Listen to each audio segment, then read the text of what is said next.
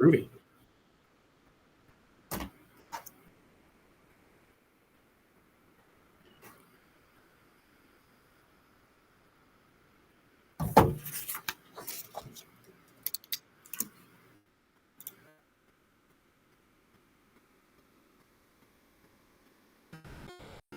Good morning, everybody.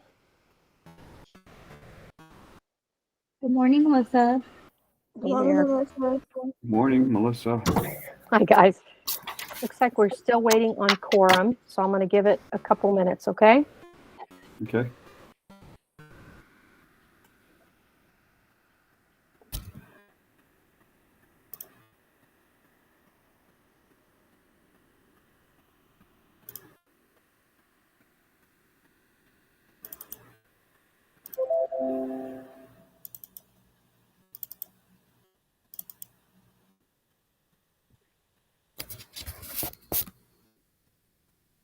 I listened to you, John. You are the best, Sophie. Thank you. I know it's very last minute, and I know it's open tonight, and I'm sorry I didn't invite you earlier. That's okay. Okay. You got me before the show, better than after the show. Yeah, so that's good. And plus, you get to see the Risha. Yeah. I don't think I've seen her since last spring. Can I be honest? She calls her coaches PAs. PAs. PAs, like performance, like coaches, but PAs. And she, one time, she accidentally said coaches. Oh. And I'm like, Hmm. okay, whatever, I get it that you want to stop you in the face, but you're really gonna do that? It's so annoying though. It makes me I just want data to be a thing. I'm still gonna do her thing, but I just really wish it was not off of the same terms. Yeah. That's what I feel. Okay.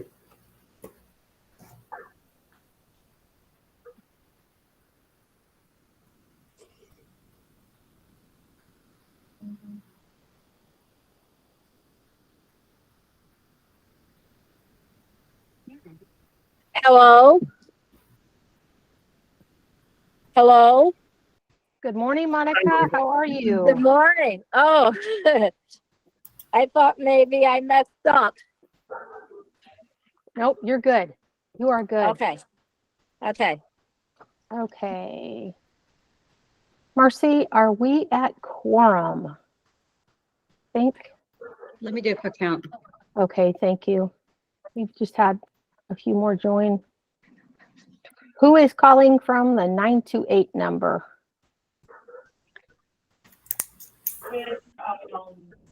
That was me, but I switched over to my laptop. Oh, okay. Okay, thank you, Vanessa.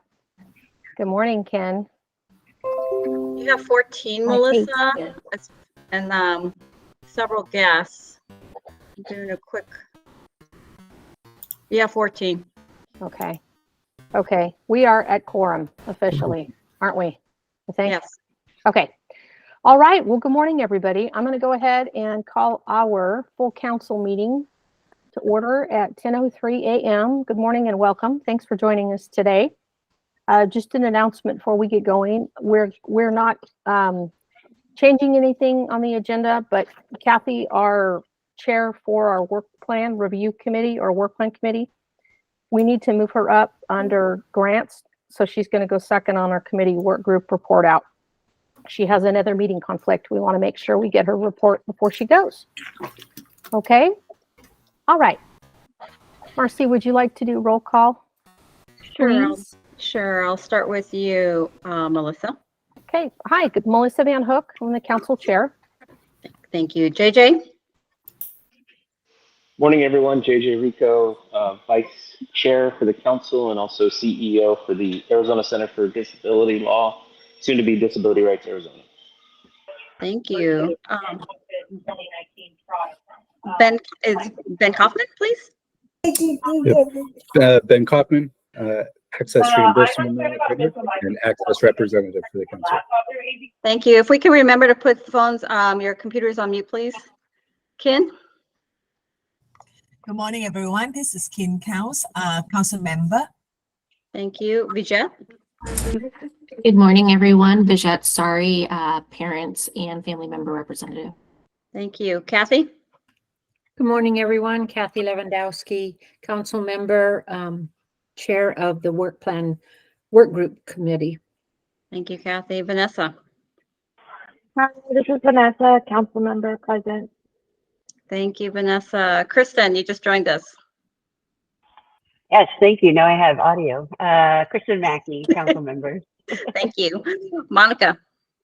Monica Cooper, self-advocate council member, chair of the grant committee. Thank you, I Monica. don't know. Mary?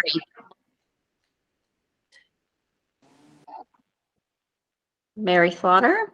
Oh, hi. I'm Mary Slaughter. I'm a member of the council. Thank you, Mary. Gabriella? Good morning, Gabby Orozco, parent, council member. Thank you. Megan Cox?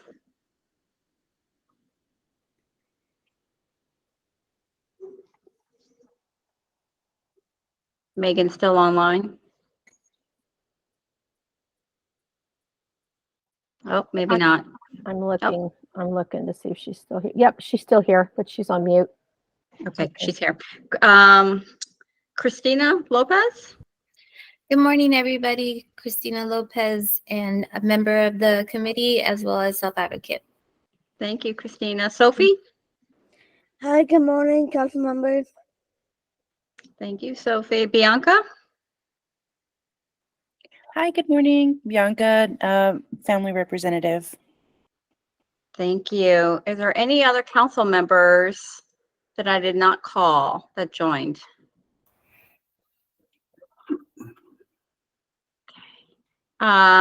We have several guests.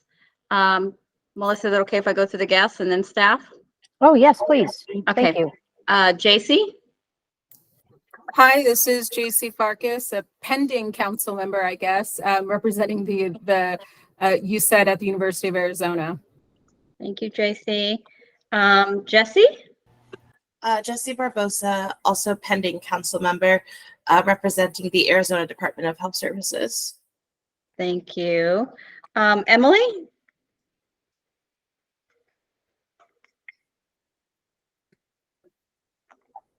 I'm not sure if she's still on the call. I think she's our intern. Holly? Good morning, everyone. This is Holly Gillen from the Institute for Human Development. Thank you, Holly.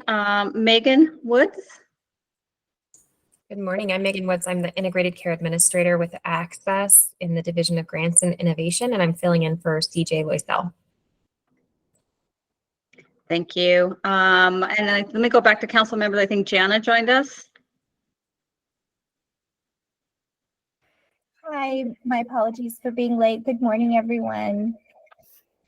Thank you, Jana. Okay, let's do staff. John.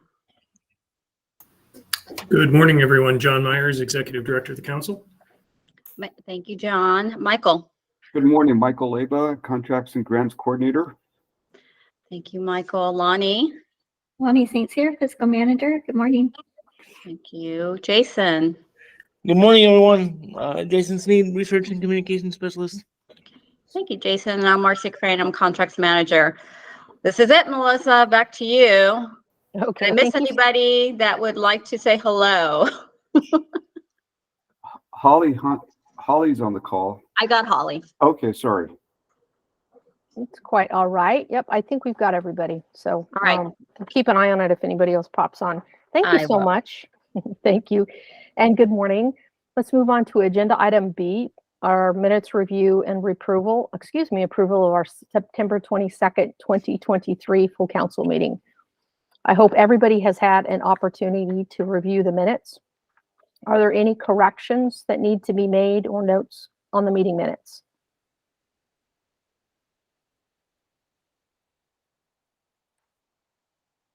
Okay, hearing none, I'm going to call for a motion to approve the committee meeting minutes for September 22nd, 2023 for full council. Do I have a motion? Motion. Thank you, Sophie. Do I have a second? This is Vijat. I second that. Thank you, Vijat. All those in favor of approval, please say aye. Aye. Aye. Aye. Aye. All those opposed, please say nay. Is anyone not voting? Okay, thank you. Motion carries. All right, agenda item C, our fiscal contract update with Lonnie. Morning, everyone. Hopefully you can see the ADDPC financial update.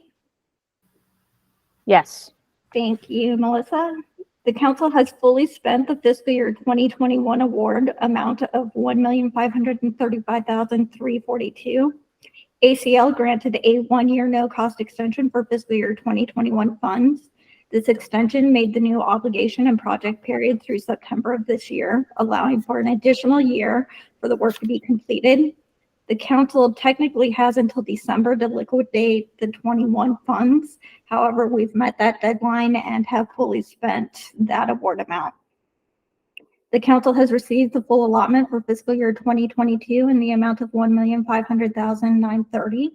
This is level funding to fiscal year 2021, excluding the Puerto Rico reallotment of $34,412 that we received in fiscal year 2021. The council requested and ACL granted a no-cost extension for fiscal year 2022, extending the project period through September 30th of next year, so 2024. The council has fully obligated these funds and will need to complete the work by September of 2024, so next year. There was approximately $157,881 remaining to be liquidated at the time that these reports were created. However, there's been a lot of activity because final invoicing was pretty much due this week. So there's a lot of things being processed currently. The council has received a third allotment for fiscal year 2023 funding in the amount of $398. This brings the current fiscal year 2023 award amount to $1,501,328. There's approximately $41,109 remaining to be obligated. The obligation and project periods are both through September 30th of 2024, with the final report due by September 30th of 2025. Also, the council has received the first allotment for fiscal year 2024 in the amount of $196,284. The obligation and project periods are through September 30th of 2025. The final report due is September 30th, 2026. So as you can see here, we've just got an estimated amount here. So we haven't received the full award amount that we're anticipating of $1.5 million. We've only received right now to date around $200,000. Are there any questions on this sheet? Okay, moving on to the next one. These are the additional ADDPC awards that we've received for COVID funding. The council has received an additional award in the amount of $84,288 for COVID-19 specific projects. These funds are being tracked and reported on separately. ACL granted a one-year no-cost extension for the use of these funds. The funds needed to be obligated and the work completed by September 30th of this year. At the time of the report, we had spent $77,867 and had encumbered another $5,496. However, we have received the final invoice from NAU IHD for their project to better understand the lived experiences of people with disabilities throughout the pandemic, including barriers to health services such as awareness and access to the COVID-19 vaccine. They fully spent their $45,000 award. And so there's a small amount that will be reverted. However, yeah, for the most part, this project is completed.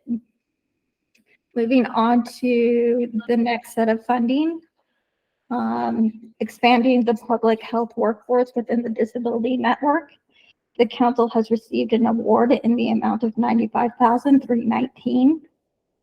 These funds will also be tracked and reported on separately. The obligation and project periods are through September of next year. The contract for this project has been awarded and the funds encumbered. However, the council has not received any invoices for this project yet. Any questions on these?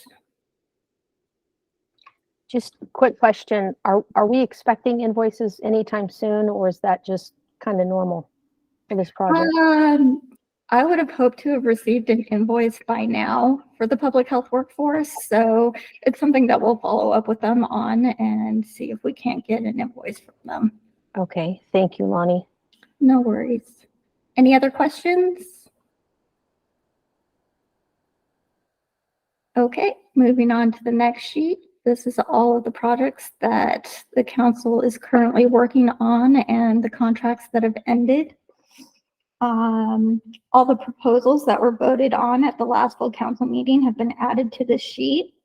We are also, this is the week that all of the final invoices, so all of these contracts towards the bottom that have contract end date of September, their final invoicing was due this week, so 45 days after the contract ends. So a lot of, there's a lot of things going on from when these sheets were created and how things kind of are looking right now.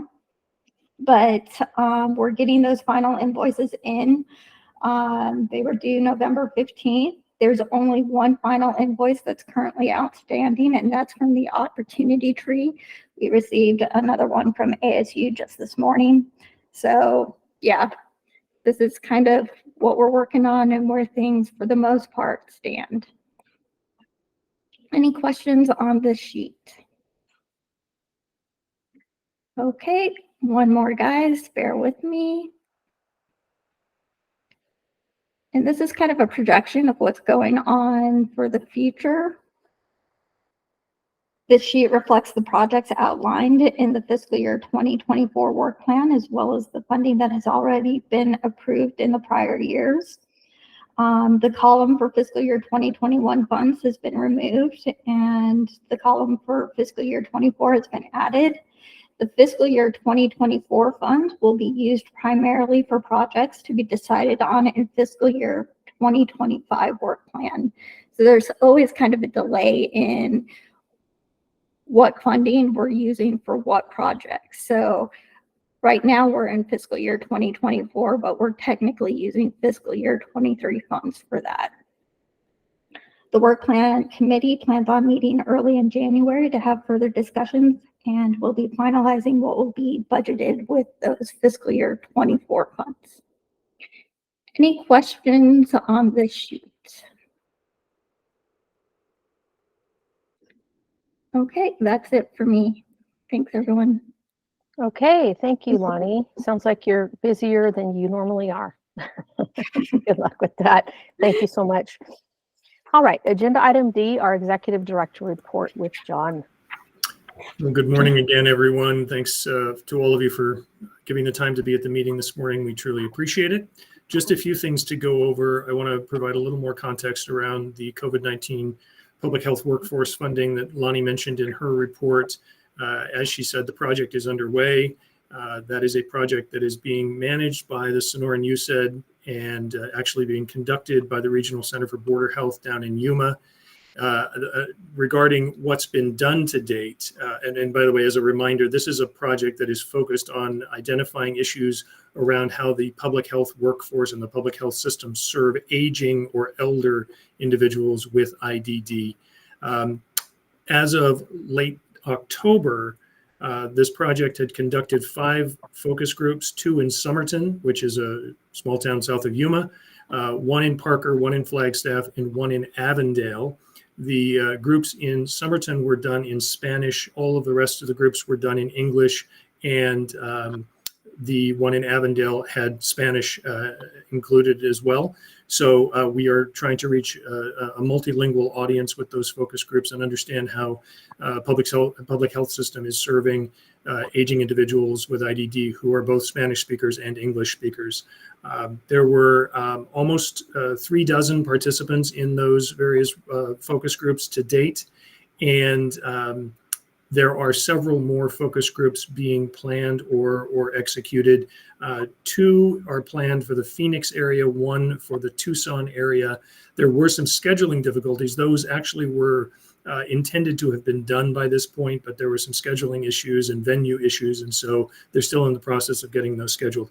But as Lonnie mentioned, this is a project that goes through December 31st. The folks at the regional center, once they finish the focus groups, will be putting together a report for us, which the System Access and Navigation Committee will then be utilizing to develop some policy recommendations for the future, for serving aging and elder adults with IDD moving forward. And we do anticipate that this might include some legislative proposals. It might include some operational or policy proposals for state agencies that might not require legislation. I want to thank Mary Slaughter again for her leadership on this. This is a project that she has championed from the very start, and I feel confident it's going to yield some really significant results for us. So we will, as always, continue to apprise you of what's going on with that as we move forward. I anticipate that by our January council meeting, we'll be able to share some real results with you and give you a sense of where that project is going. The second item I wanted to mention is our communications director search status. As you know, Steve Freeman resigned from his position as communications director effective September 29th.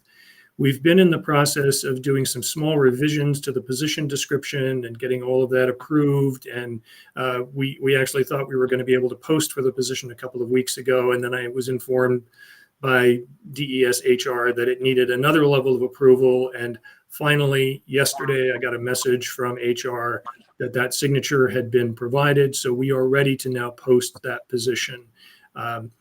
My hope was that we would be able to have somebody hired and starting around about the 1st of January.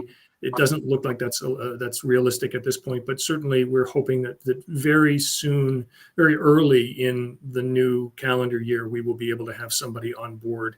I do want to mention that I mentioned that we were making some small changes. One of the things we added to the communications director position description is an additional focus on advocacy and working with advocacy organizations and self-advocacy organizations around the state. As you know, the council is funding development of a self-advocates network around the state of Arizona, and we think that the communications director would be an ideal person to interact with that person. Jason Sneed already interacts very closely, but given the importance of self-advocacy and given the importance of sharing messages around self-advocacy, we think the communications director should play a role in that as well. It's not a huge commitment of that person's time, but it is something we thought was important to put into the position description. So we'll certainly let you know as that search progresses, and hopefully you'll have a chance to meet our new communications director early next year. The next item is around council vacancies, appointments, reappointments. I keep saying I feel like a broken record when I talk about this. We have a number of positions still open for mandatory council members, individuals who represent state agencies primarily. And the Office of Boards and Commissions has been remarkably slow in dealing with these appointments. We have one person whose appointment has been in the works for 14 months. And I'm in communication with them, and they assure me, as does the governor's Human Services Policy Advisor, assure me that they are working on these things. But they're a small staff, and they have a lot of boards and commissions to try and fill. And so things are just taking an extraordinarily long period of time. On the other hand, I guess the flip side is, thank you, Kristen, I appreciate that. The good news is that, as you can see from attendance at today's meeting, we have some folks who have been designated to fill some of those roles. And you know, the ones I have met and worked with, I am so pleased that they are going to be coming on board. Specifically, the positions that need to be filled are the DES Division of Aging and Adult Services. An individual, this is the person who's been in the works for the longest period of time. Her name is Raina Sims. She was her application was submitted in August of 2022, It has still not been approved, but I did reconfirm with Molly McCarthy at Aging and Adult Services that that is still the person they want to serve on the council. So we keep pushing to get her appointment made official, and we will continue to do so. The Department of Health Services, that role has been vacant on the council for quite some time. We are delighted that Jesse Barbosa is going to fill that role. I've had a chance to work with Jesse on some COVID response activities, both when I was with the ARC and then when I came here to the council. I continue to work with her on a variety of health equity issues. She is fantastic, energetic, really a delight to work with, and can't wait to have her on board officially. CJ Loisel will be representing Access. Ben Kaufman, who is on the call, has been our Access representative for the last 3+ years and has been a fantastic council member. The new Access administration has identified CJ as the person to fill that role now that Ben's term has ended. But fortunately, Ben has agreed to remain on the council and to continue to attend meetings until CJ's appointment is official. CJ is another, and by the way, we truly appreciate that, Ben. I know that's a commitment of time, and we're grateful for that. CJ is another person that we've had a chance to work with over the last couple of years, especially on the rollout of the 988 crisis response system. And CJ has been very receptive to issues around IDD and crisis response. She, I think, would probably be the first to admit she's learned a lot. And I think when we started working with her, there was a sense at Access that maybe they needed to learn more about the unique aspects of crisis response related to the IDD population. She's been fantastic, and we've had a chance to interact with her and some other fronts as well. So very pleased that she's the new Access designee. And we'll miss Ben, of course, but CJ is a fantastic person to work with, so we're pleased with that. And then finally, as she introduced herself earlier, J.C. Farkas will be stepping in to fill the position that Wendy Parent-Johnson had filled when Wendy was the director of the Sonoran USAID, or the Sonoran Center for Excellence in Disabilities. I apologize, I'm not sure which one you're going by these days, J.C. Wendy has moved. She took a position with Virginia Tech, so she has moved out of state. J.C. is the new director of the USAID and will be filling that role as soon as her appointment is made permanent. We also have a couple of community members who have submitted applications. Melissa and I have had a chance to talk with those individuals. We think they would make fabulous additions to the council. So good things we think are happening. It's just a matter of kind of crossing the finish line and getting the governor's signature on those appointments. But we'll continue to work on that. And we appreciate the new designees being willing to attend council meetings until those appointments are finalized. Finally, I did want to mention also that the Department of Education has identified someone to fill the role that James Rivera filled. James has left ADE. Alyssa Trollinger at ADE has identified somebody and is working to get that person's application in. I actually don't know the name of the individual at this point, but I will be in communication with Alyssa in the next few days to try and get all that worked out and make sure that the application is submitted without any incident. So again, hopefully we'll have a full complement of council members in the very near future. The last thing I wanted to mention, I did also want to talk about, I can't because I forgot to put it on the agenda, but I'll bring you up to date. There have been some changes, some additions, some new news in the IDD service support system in the last couple of months. I'll provide an update on those at our next council meeting. Some of that information actually won't be relevant quite until then, so bear with me on that. The last thing I wanted to mention was an event that's coming up next Monday, and this is something that Jesse Barbosa planned. There will be a vaccine equity expert panel hosted by ADHS. It's an online webinar at noon on Monday, and I posted the link to that, or the flyer for that, on the council's website along with today's meeting materials. We'll have broad representation. JJ will be there. I think Chris Rodriguez, who's the CEO of Ability 360,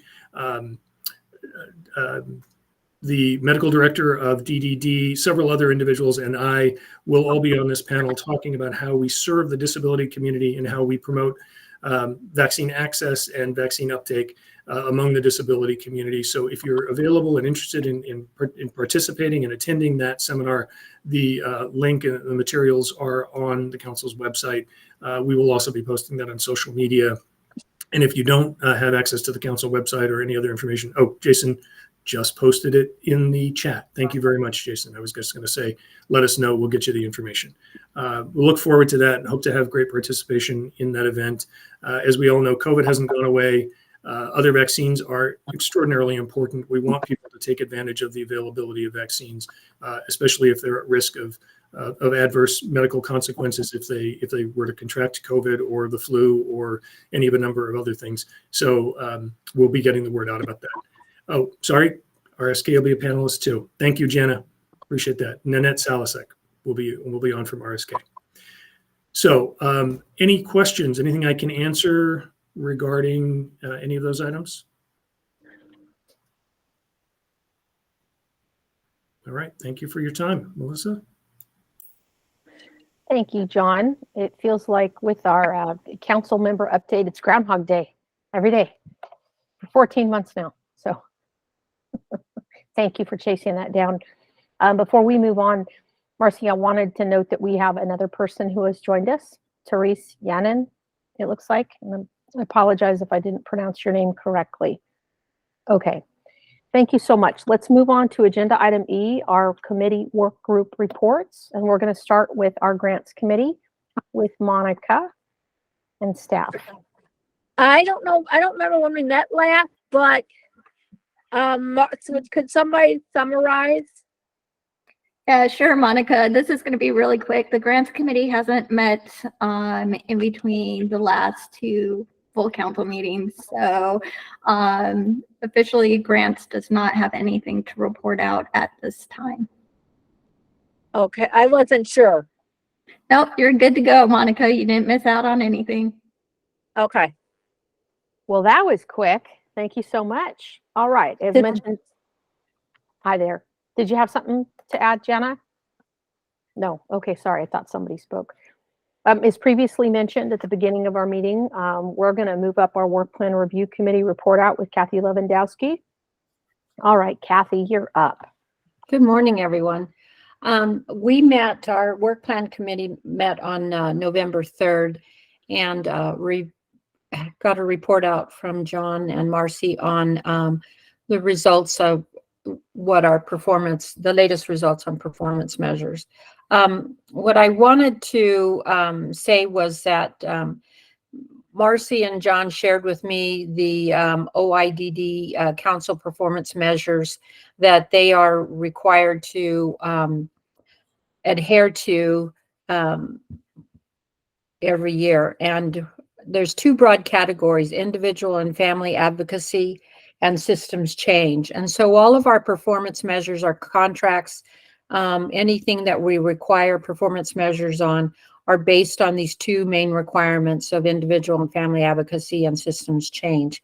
I found the document to be actually very informative and would encourage all of you to look at what is sent to us from OIDD. The other thing I wanted to say is that based on that, the staff at ADDPC are going to look at creating a tab where we can go in and look at the reports from our contracts or grants and see as a result of the work that's being done in these performance measures or these performance requirements. And Marcy gave me a quick peek at ACDL's report, and I found it very interesting, and I think the rest of you will find them interesting too once they're posted up on the ADDPC website. There's nice stories, but I like data, and I found it very interesting about who JJ and his staff are working with, and there's basic cases and technical cases, and JJ, correct me if I'm wrong, but I found it interesting, you know, the ethnicity, the age, male or female, and the stories that they give an example of a basic or a complex case that they're working on. So I think that you'll find those interesting once they're posted up on the website. It just, I think, will help us as we move along about what we think this council should be doing, and it would help us to inform us on when we move forward with more other strategic goals and objectives. So is there anything else I forgot? No, I think that's it. Anyone have any questions? Okay, that's my report. There is a comment. Let's see okay. here, by Marcy. Jason started to work on this on our website. Reports will be posted that have been submitted for 2023 and new and renewal grants in this year. Great. Thank you, Marcy, and thank you, Kathy. Thank you. Okay, you're so welcome. Okay, let's move on to the system access and navigation with Jana. Hi, everyone. We last met on the System Access and Navigation Committee last met on October 24th. And we had a review of our minutes from the previous meeting. We voted to go ahead and approve those. The next item we talked about was we had an update from Amber Owens, who is she's a student at one of the universities that's helping us develop the Getting Started tool. And so she gave us an update on the tool and some of the updated areas that really, we kind of started talking more about the part of the tool that's going to be providing resources and kind of the guidelines more towards the aging population. So we talked about that. We also had a lot of good conversation about how to collect data from the people that are actually accessing the tool. And so had some great conversation about that. And she's just been a delight to work with. I'm sure that we'll get an opportunity to hear more from her and for her to do a kind of a review for the full council at some point in time whenever we get it to a more completed version. We also, actually John shared earlier in his executive director report about the update on the health workforce development project. So, and John, if there's anything in addition to that, but I think you covered it really nicely in your executive report. And then the last other item that we talked about was we made an agreement among the committee that we wanted to share at the very beginning of each of our sessions, a review of the goal of the System Access and Navigation Committee, because I know for me, sometimes I forget where are we at, who's on first, let's all reorient to the work before we get started. And so we agreed we would review the goal that the System Access and Navigation Committee work falls under goal number 5 for the council's 5-year plan. And that is that we will enhance, strengthen, and expand access to accurate and user-friendly information and the services needed for people with intellectual and developmental disabilities to lead more self-determined lives. And we have those 3 objectives within that. So we made an agreement among the committee to review that at the beginning of each meeting, just to, like I said a minute ago, to reorient the work. And with that, we had no members of the public present, and we were able to adjourn. So those of you that were in attendance, did I forget anything, or is there any additional information that we want to share? And seeing none, I think we're good. Oh, thanks, Kathy. Yeah. The one thing we wanted to remind council members is that Amber is really doing a great job of putting together resources. But if there are resources that you're aware of, please send them to Amber so she can add them to our list. And I think her first deadline was November 10th, but I'm sure she'll be happy to receive anything from us. So that's it. Perfect. Thank you, Kathy. Okay. Thank you so much. Jana, is there more for you? Okay. All right. Thank you so much for that. You are doing some great work over there. Next is me, our report out for our Meaningful Careers Committee. Okay, so briefly to restate our goal, by federal fiscal year 2026, ADDPC will increase the career potential of people who have intellectual and developmental disabilities and link them with resources needed to achieve their career goals. There are 3 objectives that support this goal. The first objective focuses on transition age youth 14 to 22. The second on working age individuals, 22 years and older. And the third on families and individuals that support them. In federal fiscal year 2023, Meaningful Careers has worked on 10 activities. So the first, the Institute for Community Inclusion, University of Massachusetts, Boston, has completed their final report for their Arizona VR transition for youth with IDD. The Meaningful Careers Committee will meet in December to discuss the report and make recommendations on the next steps. It's been a while since we've met, and we finally have some things to discuss. Our projects are wrapping up, a couple of them. The next one that's wrapping up, the Center for the Future of Arizona is nearing completion of the Communities at the Center final report. And once it's received, it'll be shared with the Meaningful Careers Committee for their recommendations on the next steps. And then both VR and the Communities at the Center projects will be presented at the full council meeting in January 2024. So you'll get to hear what we discovered and learned and how those projects went. And then next month, we plan to release 2 policy briefs. The first will be on dual enrollment to help smooth the transition to post-secondary education for students with disabilities. The second will be in college-based transition services to help students with intellectual or developmental disabilities gain access to transition services on a college campus during their final 2 or 3 years of secondary education. So before they're leaving high school. I mentioned this before, but it's worth repeating.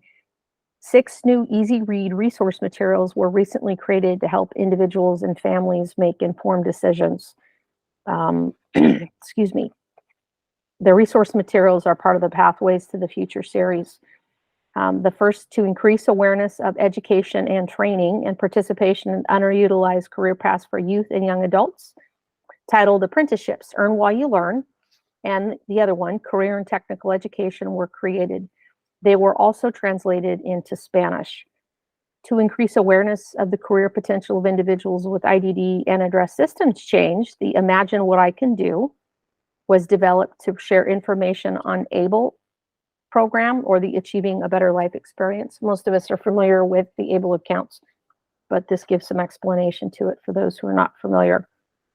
To help address misconceptions about the reduction in benefits for working adults with IDD, more money, more options, more independence was also created. And to help youth with their life, with what their life will look like after high school.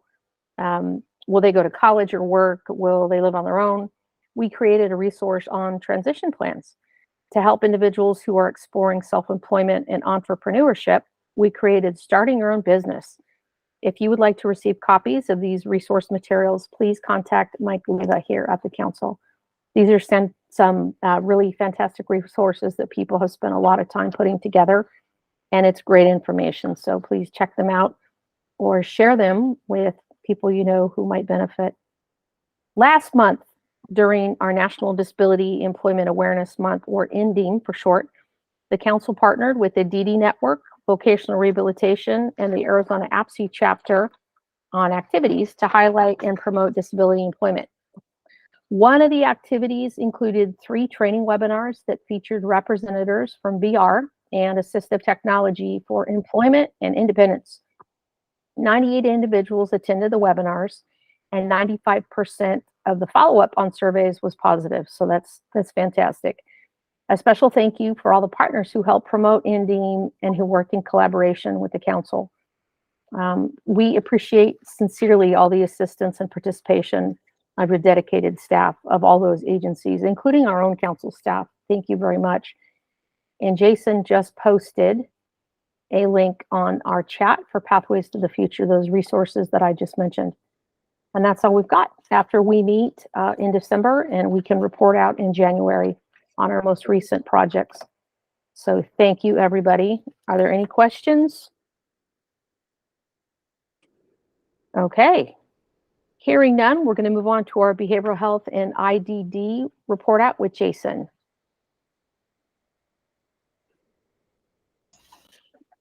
All right. Hello, everyone. So just to do a quick recap here.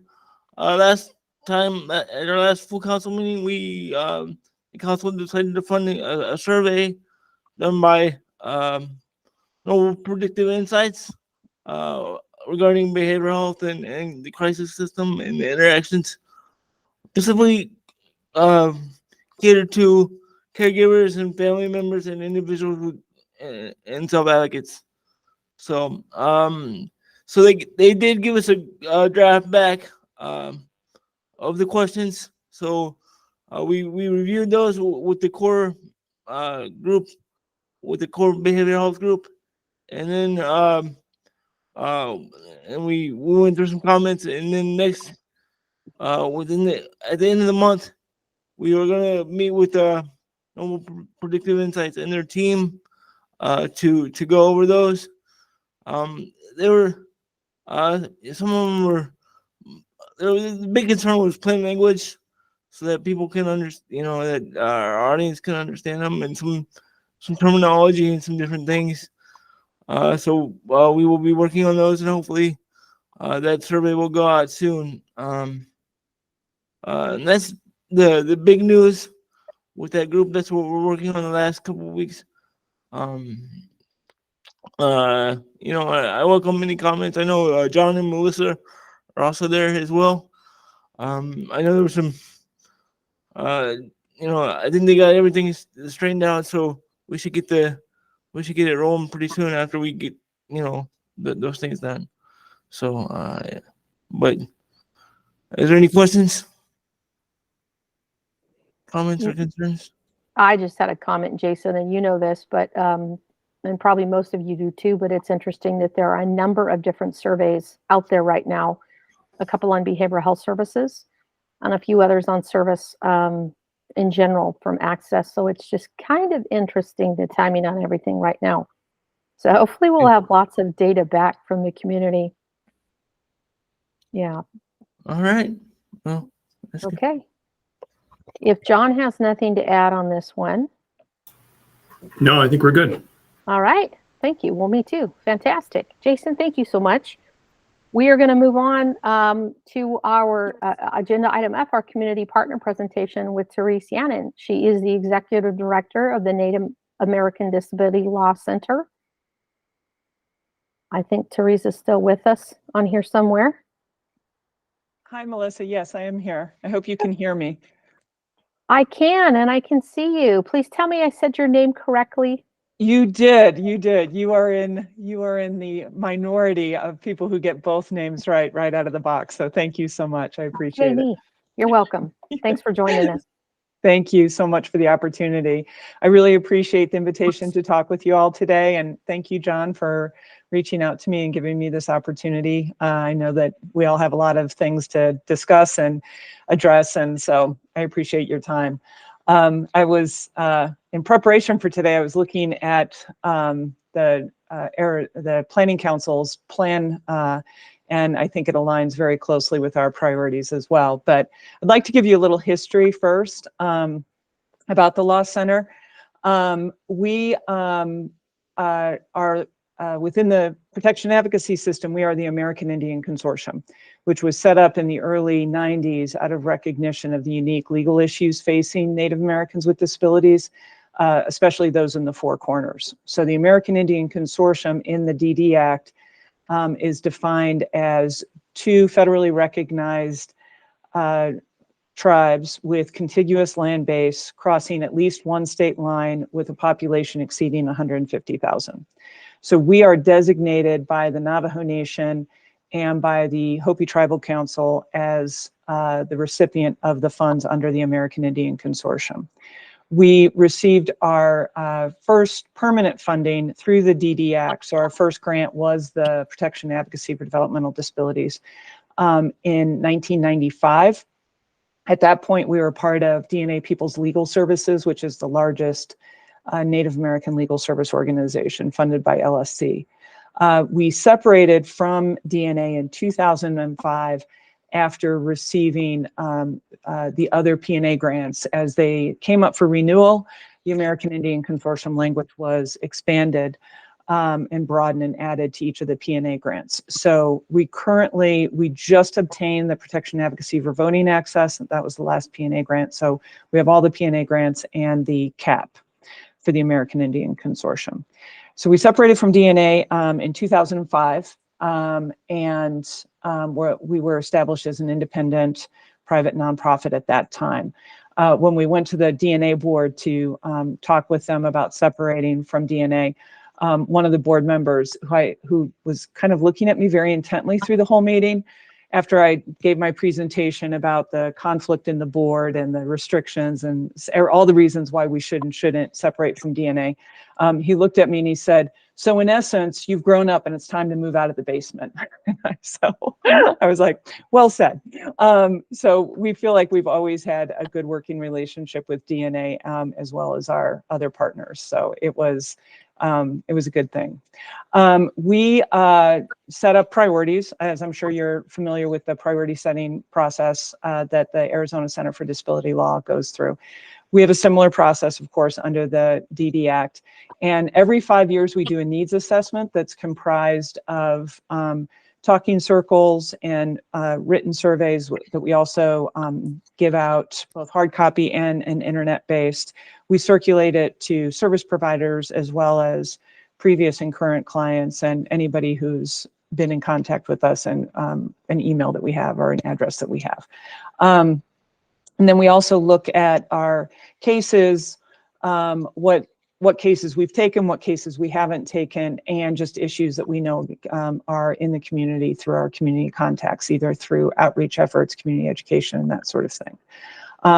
Also, we have currently 3 attorneys, as well as myself. I don't have a full legal caseload, of course, or do a lot of legal work as the executive director, but I'm also I'm an attorney in Utah, Arizona, New Mexico, Navajo, and Hopi. And then we have 3 other full-time attorneys. We have 2 advocates, and we have 1 community and government liaison. Hosky Benally is a Navajo elder and an individual with a disability. He's also president of the Navajo Advisory Council on Disability, and he's a member of the National Council on Disability. So through all of this input, our intakes and that sort of thing, we identify the top issues. And they are, I guess, coincidentally, or maybe somewhat expectedly, somewhat in alignment with the priorities that you have over the next couple of years. We always are trying to do something around abuse and neglect, of course. We monitor the congregate care facilities and group homes on the Navajo Nation and also the detention facilities. Our board has recently also asked us to expand to day programs so that we have a constant presence in day programs. Around abuse and neglect, we're also working with the Hopi Tribal Council and the Hopi community to draft a Hopi-specific ordinance to address abuse and neglect of adults with disabilities and other vulnerable adults. On Navajo, we passed an Abuse and Neglect Act several years ago, and we are advocating for policies and procedures that will help implement that and guide that act so that there's a clear structure on what happens to reports on abuse and neglect. We're also doing a lot of access work, both access to buildings, services, and transportation. I noticed specifically that you also recognize the need for transportation and the need to address transportation. We have very little public transportation in our region. Although it's more accessible than it used to be, it's still not fully accessible, unfortunately. So we have some issues around transportation and other access that we're trying to address. Our biggest area for individual cases is definitely education. From day one, parents are calling us asking for help trying to get appropriate services for their children with disabilities. That's always been our highest level of need as far as individual cases go. I've literally had more than one parent say to me, not 100, but 2 or 3, literally have said to me, they could do anything they wanted to me, but they did this to my child. And I think nothing raises advocacy quite like not serving one's child well. And as part of the education, we're also doing a lot around employment. So we're working, Benita McCary, one of our advocates, is Navajo and Navajo speaking, and she is doing a lot of outreach to transition specialists in various school districts across the Navajo Nation and also Hopi. And we're trying to work more closely with both the tribal and the state VR programs. I know that Arizona VR is being monitored this year by RSA, and I've already been in touch with them to make sure that they include us in any sort of comment or public forum process. I'm extremely I don't know if I'm going to be as diplomatic as you were earlier, John. I'm extremely befuddled, shall we say, that as a disability rights organization who's actively trying to hire people with disabilities, we receive a shockingly lack of referrals from VR programs, even though we let them know when we have openings and that sort of thing. So I'm a little confused as to how that can be, but we are trying to address employment issues and broaden people's opportunity for meaningful employment of their choice. Some of the major barriers we see, as I said, are transportation. We also, COVID really, the COVID pandemic, I'm sure a lot of you saw this as well, they really had it really had a really positive impact on increasing connectivity and that sort of thing. By the same token, that connectivity is really based on reliable internet, reliable cell service. I had a member of an advisory council get in touch with me yesterday. We were going to do a meeting on something, and she was calling me from the McDonald's in Gallup because her internet was out and her cell service at her phone wasn't reliable. And you know, so that's just, you know, people can access it, but it's not always safe to assume that people have it in their home the way so many of us in more populated, more urban areas have it. So I think those are some really major issues. I remember dating myself wildly here, but when President Clinton came to Shiprock, New Mexico in the 90s, talking about the digital divide. And unfortunately, it is not narrowed that much in the last 25 or 30 years. A lot of what we do as far as approaching problems is a combination of community education, individual advocacy, and systemic advocacy. So we really try and be strategic. You know, we're a small program, and so we try and be strategic about how we use our resources. We usually identify individual cases with an eye towards systemic issues. So for instance, in the last 25 years, 30 years, we've sued the Bureau of Indian Education twice over their failure to properly serve students with disabilities. And that's come about through individual cases where we have one or two cases in a community to help define the problem for us. And then we try and look at what are the systemic issues. So hopefully through addressing those one or two cases, we have a broader impact on more students. We've also really successfully used the state complaint system, both in the state education system as well as in the Bureau system. So we on several occasions have filed organizational complaints about a school or a school district because of an overarching practice. Frequently, people want our help addressing issues, but because the communities are so small, they don't have a lot of confidence in the confidentiality, and they get on occasion they get very concerned about the impact or the community reaction to their advocacy. And we have had occasions where people have received some negative reaction from their communities on addressing more systemic, larger advocacy. And so it's sometimes a challenge, which is why we use the organizational complaint process so frequently. And then, as I mentioned, we also do systemic or policy advocacy, where we identify an issue and we try and figure out the best way of approaching it.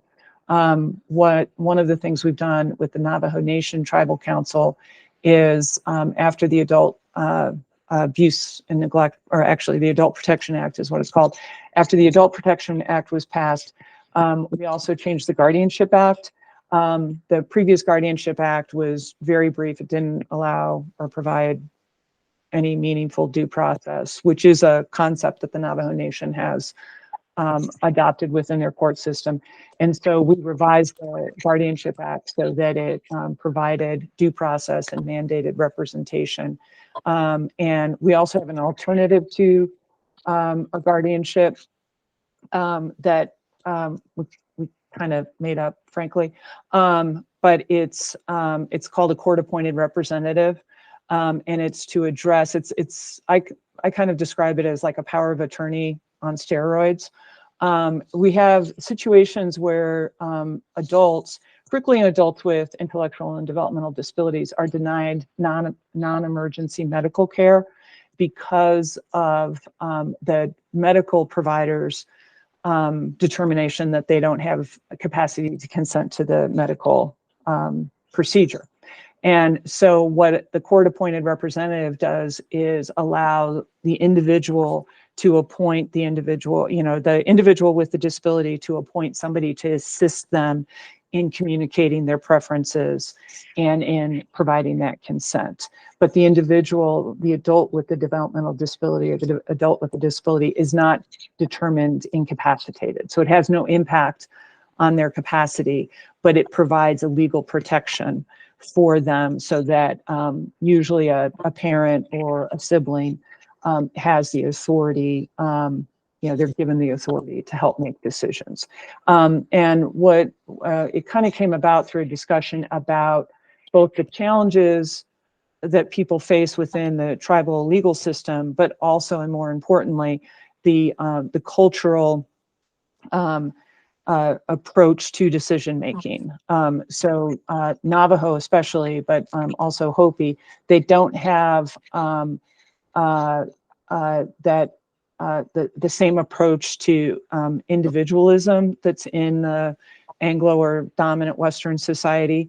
And so it's very frequent that families will get together and make decisions as a family about how to address an issue or a challenge facing the family. And so we felt that this approach was also very consistent with the traditional approach that and the role that family plays in decision making and that sort of thing.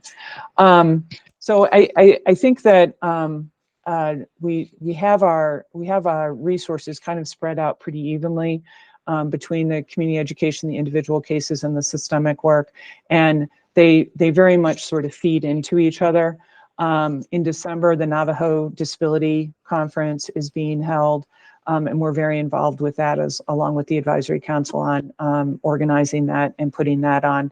And that's very important. I think that we really value the relationships and partnerships that we have with our state P&As. I have to say, I think we have a little bit closer relationship with Arizona Center for Disability Law and Disability Rights New Mexico, but that just may be a matter of geography as much as anything. And we certainly work closely with Colorado and Utah as well. We've had and valued our partnership with the Arizona Planning Council in the past and continue to do so. We're part of the Supported Decision Making Project, and I've been on the advisory board for the Youth Choices, Youth Voices, the project on the larger level as well. So we try and take the opportunities that we can to raise up the issues facing Native Americans with disabilities, both the unique issues they face being in such a rural area in many cases, but also the unique legal issues that they face given the sovereignty and independence of the tribal nations. I don't know if anybody has any questions. I know I'm not close to 30 minutes, but I can go on for a long time, but I'd rather have a conversation if anybody has any questions or anything they'd like to discuss. I just was going to make a comment when you were talking about an individual being able to appoint somebody to help them. Like, oh, it sounds a lot like supported decision making, but a little more legal and more formal. But yes, yeah, I'm so glad. No, it's fascinating, Therese. I think most of us aren't overly familiar with the types of issues or the challenges. And I think what gets confusing, if you're not familiar with the culture or the legalese, is that, when we hear about, say, Navajo Nation, do you have different sets of legal rules or legal laws you have to follow? So I'm curious about how that works a little bit. Yes, we do. So the Navajo Nation, every tribal entity, because of sovereignty, has the capacity, the ability to develop their own legal structure.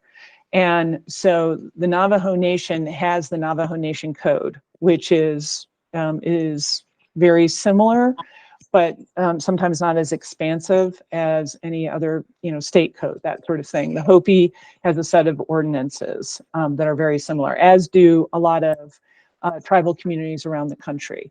And there are various resources that help them develop codes and statutes that help guide their governments. So they have, because of the unique federal tribal relationship, they have sovereign status, and the state laws do not necessarily apply on tribal land.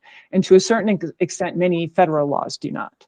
So for instance, while many people within the Navajo Nation will reference the Americans with Disabilities Act, I think many of their lawyers could successfully argue that it doesn't apply to Native communities. And it goes back to basic tenets of federal Indian law.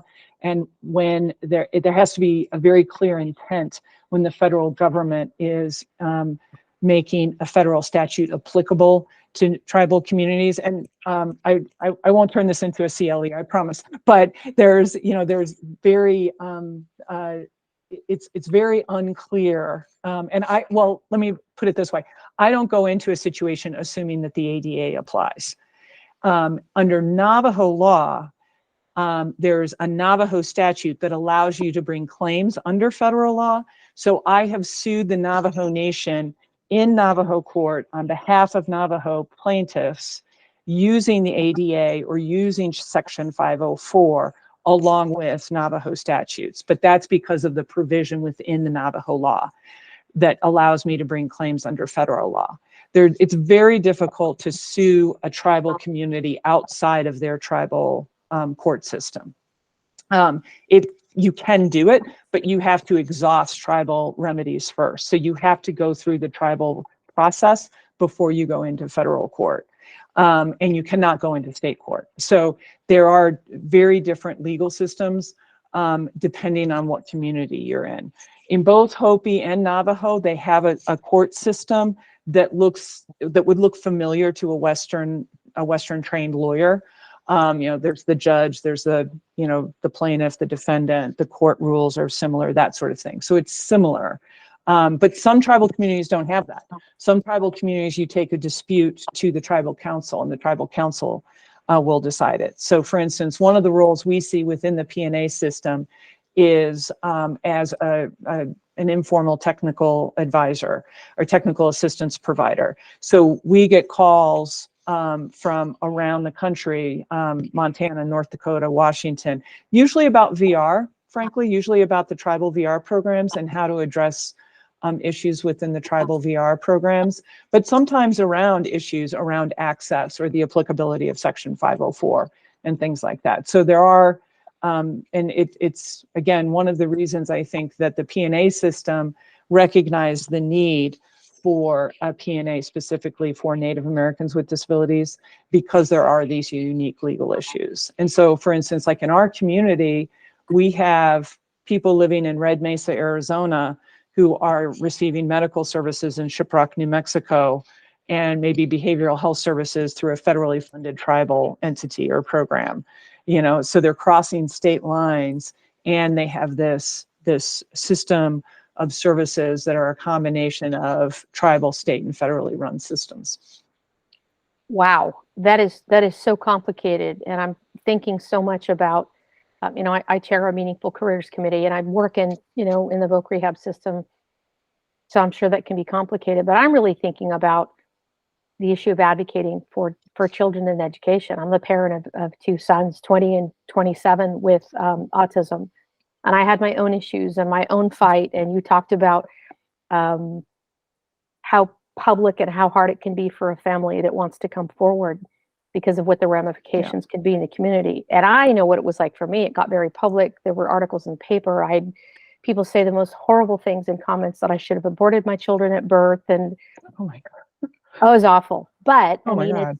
as horrible as that was, it's wasn't my whole community, you know. So how in the world? I'm just thinking about all the laws, and we have more protections for our kids in the public school system, but there are some huge challenges that you have to face. I'm just kind of amazed. I had no idea. Yeah, it's well, and I think the families and the communities are just amazing. I'm not Navajo. I'm not from around here. You know, I'm a good Irish Catholic from Chicago, and I literally came out to the Reds thinking I'd stay for 3 to 5 years, and that was 30 years ago. And the community is amazing, and their ability, their resilience, and just the strength and persistence they show is really astounding. It's really quite something. And there are a lot of challenges, and there's a lot of people who work together to address them, which I think is the way change is made anywhere. You know, I'm sure you see it in other parts of other rural parts of Arizona. You see a similar thing.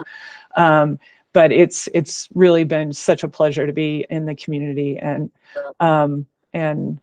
yeah, but it is I would say probably the transportation is the hardest thing. People getting to the school, to get to an IEP meeting, to ask about the services, and the lack of service providers. It's very difficult because of the trust status of the land. And I lived on the res for a bit, but because of the trust status of the land, housing's very difficult. And so a lot of times people are coming in from outside. So a lot of providers, for instance, who serve the Hopi community are coming from Winslow, Holbrook, Flagstaff, you know, as far as related service providers and that sort of thing. So making sure that kids have access to appropriate services and at the level that they need, not at the level that's available. Again, you probably see this in other rural parts of the state, but it's sometimes very challenging. I would say that getting behavior addressed properly is probably one of the larger problems. Making sure that kids have appropriate behavior supports. Native Americans with disabilities unfortunately face a very high level of exclusionary discipline. And so that's one of the issues that is really difficult. But it still makes me angry. So I think I'm still going to do it. So not to be too simplistic about it, but you still have the passion, and thank you. Yeah. Jana, do you want to make that comment yourself to Therese? Oh, thanks, Therese, for sharing. I just wanted to kind of, from what you just shared about how I expected to be here for 3 to 5 years, and now you've decided you've been there 30. What we hear so often at Raising Special Kids, as we're serving families on the native lands, that people will come in and they're there for just a couple of years and then they leave. So it really it enhances that level of distrust and no desire to build relationships because of that, because it's like, well, you're going to be gone in a couple of years anyway, so I'm not going to invest in this relationship or this physician or that sort of thing. So yeah, thank you for your dedication to this really, really important work. Well, thank you. And thank you for Trudy John. She's fabulous. I'm so glad Raising Special Kids has somebody in Tuba City. She's just amazing. So she really is. She's a gem. We are so yeah. And she's so highly regarded and helps us have such a better understanding of so many things that we could do better. So yeah, thank you. It all takes partnership, right? For sure. There's certainly enough work for all of us to chip in and do. John has a question. Go ahead, John. Thanks. Therese, thank you so much for taking the time to be with us today. I really appreciate it. I'm curious, the council has supported projects with the Native American Disability Law Center in the past. We support projects through Institute for Human Development, the Sonoran Center, to reach out to Native communities. The SEAT project that ACDL is doing this year is doing some work in the Four Corners area.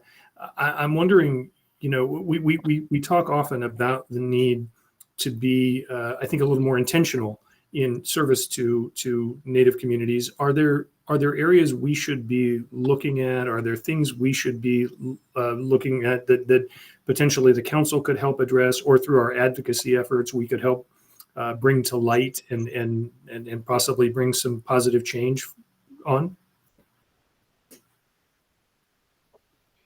I think that I really appreciate that both the council and ACDL and the USEDS are so intentional about being in the community. So I have to say I really appreciate that. And I think that a lot of it is I think it requires such a long view. And I think that's one of the challenges for all of us when, you know, we have to report to ACL or whoever about what is accomplished, and it just takes a while. You know, the Navajo Adult Protection Act took 9 years to pass. The Hopi Adult Protection Act, we're hoping to go in front of the Law and Order Committee.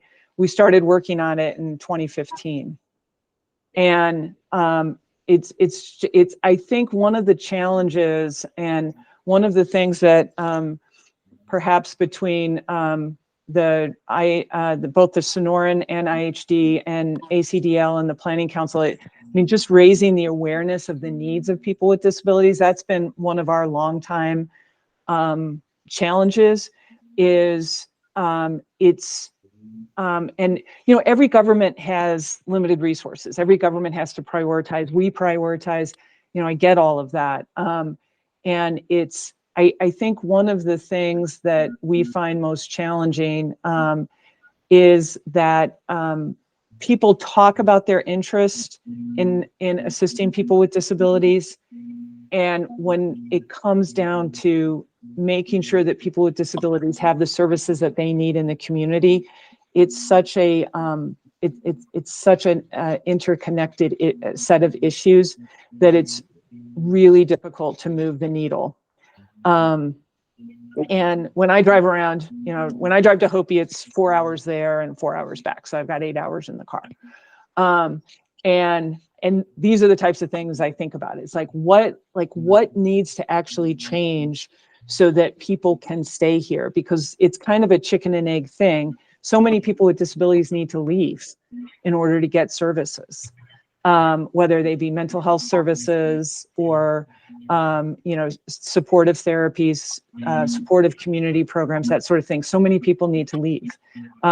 We had a client, his guardian is his mother, and the young man has schizophrenia and autism, and was being churned out of, like, he was churning in and out of his group home because he didn't have appropriate community-based, you know, he didn't have an appropriate community-based support.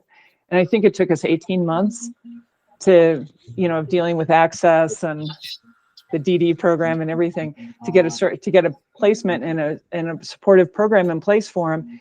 And he's down in Phoenix. And so then when we say to his mother, hey, do you want to work on bringing him home to Tuba City? I mean, you could just see the look on her face. Like, what are you talking about? I mean, that, you know, so it's, you know, she loves her son. She wants him to be safe. She wants him to have the services that he needs, of course. But the idea of those services being available in Tuba City was just inconceivable to her. And it's, I'm not sure if I'm answering your question, John, and I'm not sure if I'm just thinking out loud, but it's that interconnectedness and some of the nuances of, you know, you need an accessible house in order to live in the community, in order to need the services that help you stay in the community, that help you get a job. If you don't have an accessible house, where do you end up? You end up in a congregate care facility. You know, do they hook you up with VR? Are they going to take you to your job? I mean, you know, it's all of these things getting connected together. what does a meaningful day program look like? We have the spectrum, we see the spectrum here. How do we get that changed? Is that a policy issue?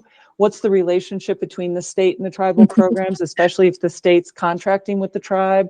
At what point does the state say, no, you're going to provide the same services in Chinle that we're providing down in Mesa? It's these types of these multi-layered and intricate problem solving that it's hard to get the same people to the table to talk about it and to think it through. And I'm not saying anybody's a bad person. It's just it's hard to get people to focus on it, I think, is one of the challenges. And if raising that awareness of the needs of Native Americans with disabilities and the needs in rural communities, if that's one way of solving it, maybe that's an approach. But yeah, I'm open to ideas though. So anybody has any suggestions?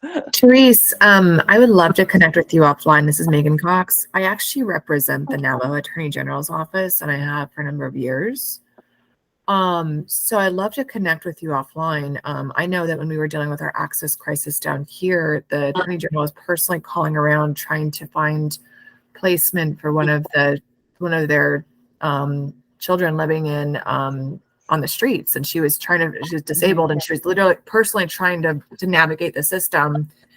And so I would really like to connect with you and I'd like to understand too if there's like solutions. And I will 100%, it's 100%, everything you said is 100% true. Access to rural healthcare. I grew up in Winslow. We got my doctor down here to Phoenix because he didn't have services in Winslow. And so I am 100%, understanding of the situation, especially with Navajo. They don't have housing for their own staff. And so housing is a top priority, but I would really like to further delve into the issue further offline, because it's one of the things that's never come up with the Attorney General's office. And it just hasn't been on radar. And so I would like to understand what would be the needs. Understanding the rules are different. Could there be, we're looking at Chinle Development Hub Corridor. There are some communities that are really pro-development. And so I'd really like to assess that. And I completely understand. Again, this is coming from someone that took my little brother down here to live with me because there was nothing for him in Winslow. Yeah. And I do work with attorney generals. Again, I've represented them for a number of years, and I do government affairs and strategic communications and problem solving, and you name it. I've been with the nation for a long time. Excellent. Yeah, I'd love to have the opportunity to talk with you. Yeah. Yeah. Well, that would be excellent. Yeah, because again, there's so much facing so many government entities, and it's just a matter of trying to find where you can kind of push and pull at the same time. Absolutely.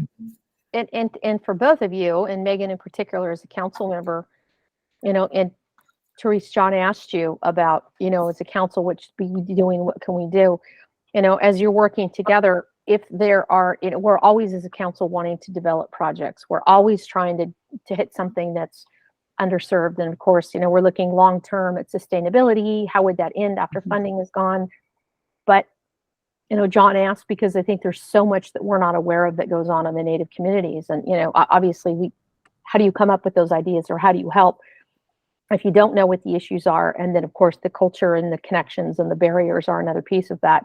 But as you're working together, if something, you guys target something that is doable, that would be worth a conversation with staff, with John and staff, to see if that's something that we could talk about. It's just a thought. So thank you. We did have some, and thank you, Megan. I'm so excited you guys are going to connect. I think that's great.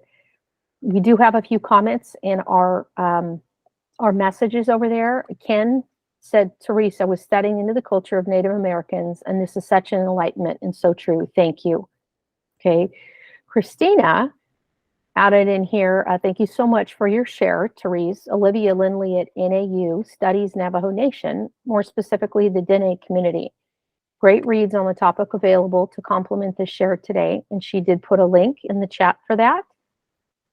JC asked, is the December 6th Navajo Disability Awareness Conference still accepting exhibitors?